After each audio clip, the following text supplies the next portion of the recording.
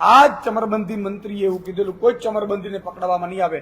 હું અહીંથી તમારા માધ્યમથી ડિમાન્ડ કરું છું કે તમારામાં તાકાત હોય અને તમે જો દલિત, ગરીબ, વંચિત, શોષિત, ખેડૂત અને આદિવાસી વિરોધી માનસિકતા ન ધરાવતા હો તો એનું સરઘસ કાઢો ભાઈ. અમરેલીમાં જ એનું સરઘસ કાઢવું જોઈએ તમારે. પણ મને પૂરો વિશ્વાસ છે કે ચમરબંધી મંત્રી એના લુખ્ખા ગુંડાઓને ક્યારે હેરાન નહીં કરે, ક્યારે જેલમાં નહીં કરે. આજે આમ આદમી પાર્ટી, સમગ્ર આમ આદમી પાર્ટીની ટીમ આ કૃત્યને વખોડે છે. આપણે આઝાદ દેશમાં રહીએ છીએ જ્યાં તમામ સન્માનીય છે, તમામ જ્ઞાતિ જાતિ ધર્મના લોકો પણ સન્માનીય છે. ક્યારેય કોઈની ઉપર ટિપ્પણી ન કરી શકાય જ્ઞાતિ જાતિની. ત્યારે ભાજપની આ માનસિકતા છતી થઈ છે. એટલું જ નહીં, ભાજપના જેટલા પણ દલિત સમાજના ધારાસભ્યો, સાંસદો છે એ પણ મૌન છે આ મામલે.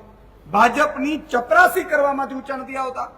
તમે જુઓ, આદિવાસી સમાજમાં પણ જયારે અત્યાચાર થાય, આદિવાસી સમાજને અવાજને જેલમાં નાખી દેવામાં આવે ત્યારે આદિવાસી સમાજનો ભાજપનો નેતા પણ માત્ર દલ્લો બની રહે છે. એ પણ અવાજ નથી ઉઠાવતો. તમે જો ખેડૂતો પર ખૂબ અત્યાચાર કર્યો, આમ આદમી પાર્ટીએ મહાપંચાયત કરી, પણ ભાજપના એક પણ ખેડૂતનો ધારાસભ્ય, સાંસદ જે ખેડૂતના મતથી ચૂંટાયેલો છે એ ખેડૂતનો ખ ન બોલી શક્યો.